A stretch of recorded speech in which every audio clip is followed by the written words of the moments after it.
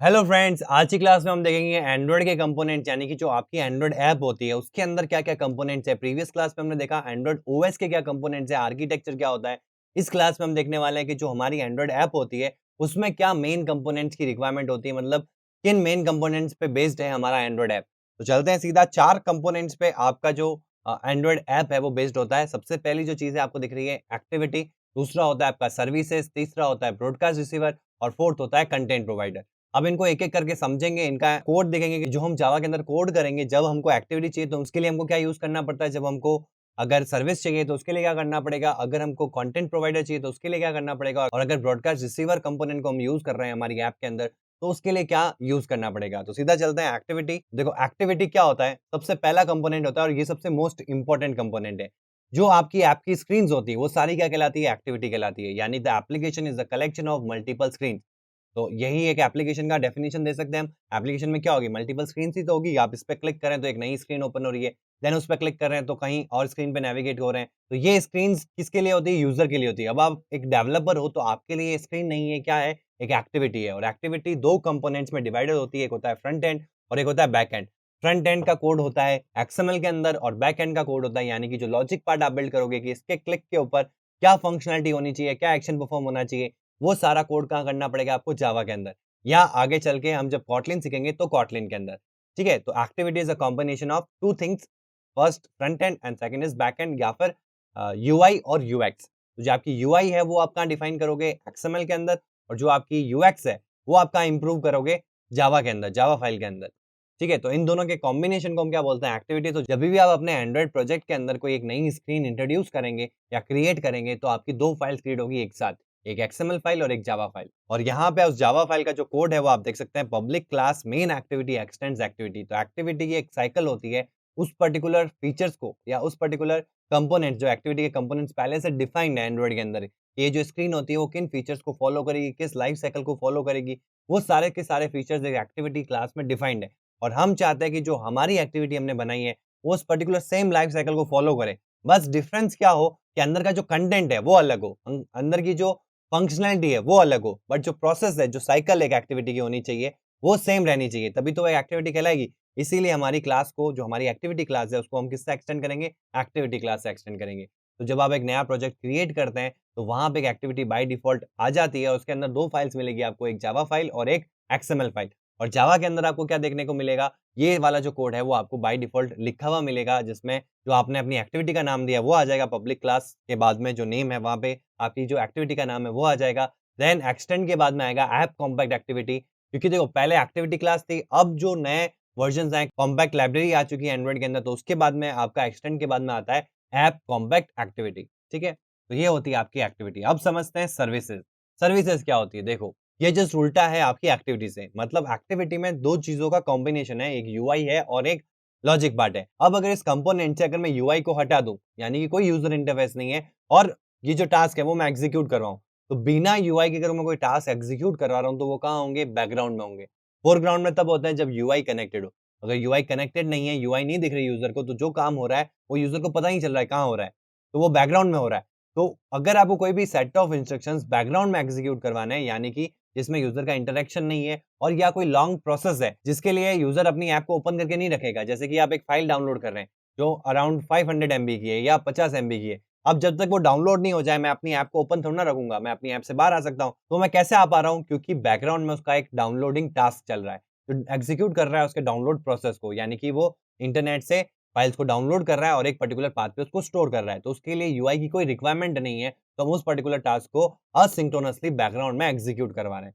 तो ये पर्टिकुलर चीज़ों के लिए क्या यूज़ में आती है? आपकी सर्विस यूज़ में आती है। यानी कि आपको कोई भी बैकग्राउंड हेवी टास्क करवाना है या लॉन्ग रनिंग टास्क करवाना है, तो उसके लिए आप क्या यूज़ करेंगे? सर्विस यूज़ करेंगे। हम ज़्यादा देर तक यूज़र को इंटरैक्टिव नहीं रखेंगे हमारी ऐप में, कि जब तक ये चीज़ एग्ज़ीक्यूट नहीं हो जाती, तब तक आपको ऐप को ओपन रखना है। उसने एक चीज़ को एग्ज़ीक्यूट करवा दिया कि ये चीज़ हो जानी चाहिए, ये डाउनलोड हो जाना चाहिए या म्यूज़िक प्ले हो जाना चाहिए। उसके बाद वो अपनी ऐप को क्लोज़ कर सकता है या बंद कर सकता है। फिर भी बैकग्राउंड में ये चीज़ चलती रहे, एग्ज़ीक्यूट होती रहे, उसके लिए हम क्या यूज़ करेंगे? सर्विस को यूज़ करेंगे। और सर्विस क्लास का जो स्ट्रक्चर है वो क्या है? जैसे कि क्लास का जो नाम आपको देना है, सर्विस क्लास का जो जो भी आपको क्लास का नाम देना है वो आप दे सकते हैं।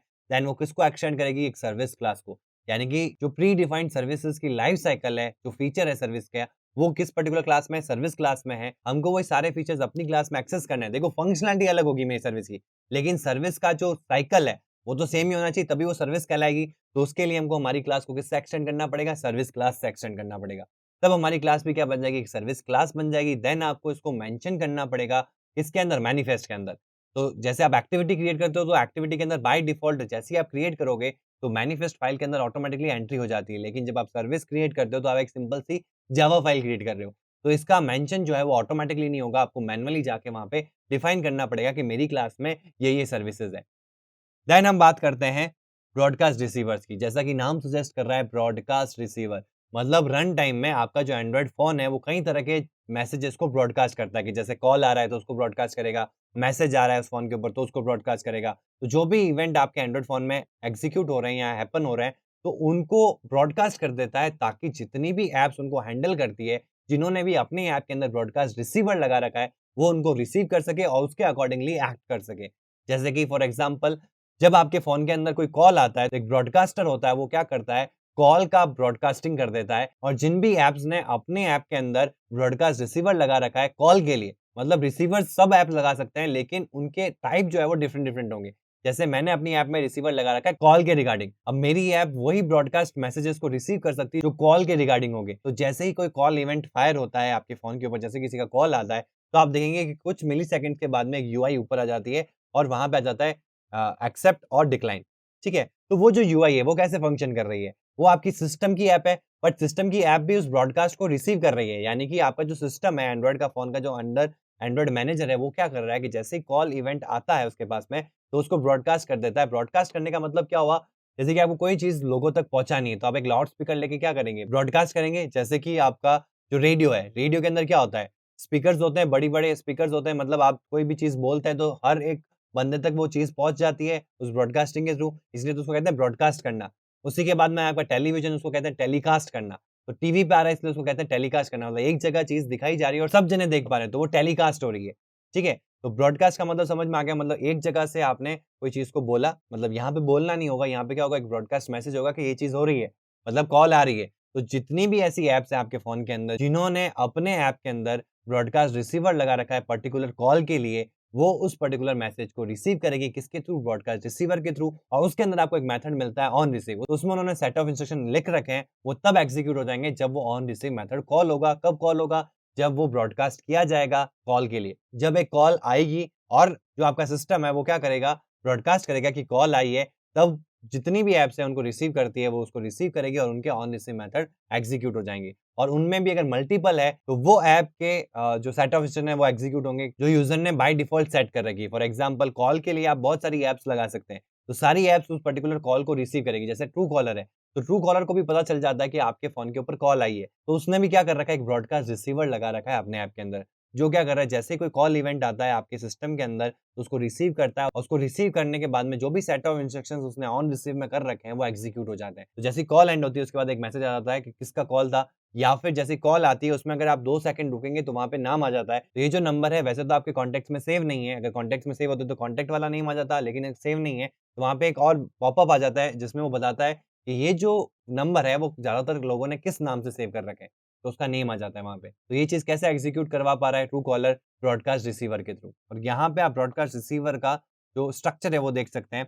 आपको एक क्लास बनानी पड़ेगी और क्लास किसको एक्सटेंड करेगी? ब्रॉडकास्ट रिसीवर को। तो ब्रॉडकास्ट रिसीवर में क्या है, एक एब्स्ट्रैक्ट मेथड है जिसका नाम है ऑन रिसीव। तो जैसे ही आप ब्रॉडकास्ट रिसीवर को एक्सटेंड करेंगे तो उसके जो एब्स्ट्रैक्ट मेथड है वो यहाँ पे ओवरराइड करने को कहेंगे। तो जैसे ही आप ओवरराइड करोगे तो आपको एक मेथड मिलेगा ऑन रिसीव।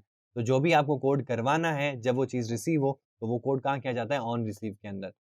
इसके बाद में आते हैं आपके कंटेंट प्रोवाइडर्स। तो नाम से समझ में आ रहा है जो कंटेंट प्रोवाइड करते हैं वो कहलाते हैं कंटेंट प्रोवाइडर। यानी कि आपको एक ऐप से दूसरी ऐप में अगर डेटा को ट्रांसफ़र करना है, यानी डेटा को रिसीव करना है, एक ऐप का डेटा अगर दूसरी ऐप में आपको चाहिए, तो उसके लिए आपको किसकी रिक्वायरमेंट होती है? कंटेंट प्रोवाइडर्स की। और इसमें आपको क्या यूज़ करना पड़ता है? कंटेंट रिज़ॉल्वर क्लास का यूज़ करना पड़ता है। रन टाइम में जब हम इस चीज़ को एग्ज़ीक्यूट करेंगे, तो आपको समझ में आएगा कि कैसे आप एक ऐप का डेटा दूसरी ऐप में ले सकते हैं with the help of content resolver. तो इस चीज़ को कहते हैं कंटेंट प्रोवाइडर। और यहाँ पे आप इसका एक स्ट्रक्चर देख सकते हैं, पब्लिक क्लास जो भी आपका क्लास है content provider, x tends content provider. तो जो भी कंटेंट प्रोवाइडर के जो भी साइकिल है, जो भी फीचर्स हैं, वो कौन इनहेरिट कर लेगा? आपकी जो क्लास है। देन आप उसके जितने भी मेथड्स हैं, उनको आप ओवरराइड कर सकते हैं और अपना काम कर सकते हैं। जैसे कि आपको एक बाय डिफ़ॉल्ट एब्स्ट्रैक्ट मेथड मिलेगा, जिसको आपको ओवरराइड करना ही पड़ेगा। वो मेथड है ऑनCreate मेथड। तो जैसे ही आप इस क्लास को एक्सटेंड करेंगे, तो आपको ऑनCreate मेथड को ओवरराइड करना पड़ेगा। तो ये होता है आपका कंटेंट प्रोवाइडर। तो ये थे कुछ कंपोनेंट्स आपकी एंड्रॉइड ऐप के, जो रन टाइम में जब आप ऐप को डेवलप करेंगे तब यूज़ में आएगा कि आपको रिक्वायरमेंट के हिसाब से, अपनी ऐप की रिक्वायरमेंट के हिसाब से कौन-सा कंपोनेंट कब यूज़ करना है। तो इस क्लास के लिए इतना ही। Thank you.